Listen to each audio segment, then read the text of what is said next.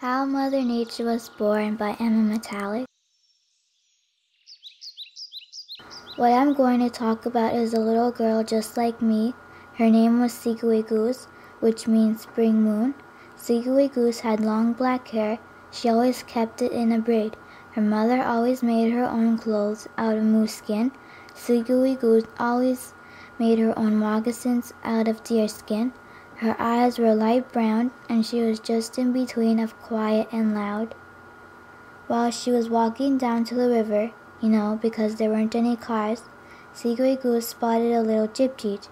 Gypchich had a broken wing. She went to go help the little Gypchich with his little wing. Sigui wrapped the wing up with some of her leftover rabbit skin. She was careful. When Sigui was all done with little Gypchich, Gypchich thanked her and span off into the deep dark forest. When it was sunset, it was time for Sigui to go home. When she got to her wigwam, Sigui saw Glooskap. Glooskap said to Sigui, "You have become an ancient warrior." Sigui said, "Ukje." Glooskap said, "Ukje being the funniest person in the world." Glooskap said to Sigui that she had to at least make one elder laugh. Glooskap said that if she could do that, she would become Mother Nature. So Sigui went to every elder in the Mi'gmawei territory, because that is where she lived. So she went to every wigwam, told her funniest joke, and still no laugh. She worked day and night, but still no laugh. Sigui started to wonder if it was her breath, if she used too much smelly food.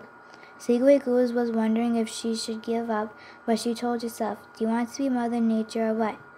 So she didn't give up, no matter if it was raining, snowing, hailing, or just slippery. One day, Sigui told a joke, and the elders still didn't laugh. Sigui said, "Is it just me, or are the elders just a tough crowd?" Right when she said that, an elder laughed. Sigui spotted the elder laugh and started to do the Makalana dance all the way over to Glooskap's wigwam. When she got there, she thought, "Why did I have to make one elder laugh?" Just at that time, Glooskap appeared and answered her question. He said, "You did that because I wanted at least one elder to feel better, with the laughter of medicine." Sigui just pretended like she knew what he meant, but really she didn't know what he meant. Glooskap could tell that she didn't know what he was talking about, so he just ignored it. Glooskap said that she just had to do one more quest. Sigui said, "What? I just did that, and now you want me to do something else?" Glooskap just said that she had to get one eagle feather from the oldest eagle. Sigui thought about it and said that she would do it. The next day, Sigui went off to find the oldest eagle. She got as far to the river of Mi'gmawei. She was wondering how she would get across the lake. She said, "I need a guitin." Then all of a sudden, a guitin appeared out of nowhere on the side of the river. Then she said, "What about a paddle?" Then a paddle appeared out of nowhere on the guitin.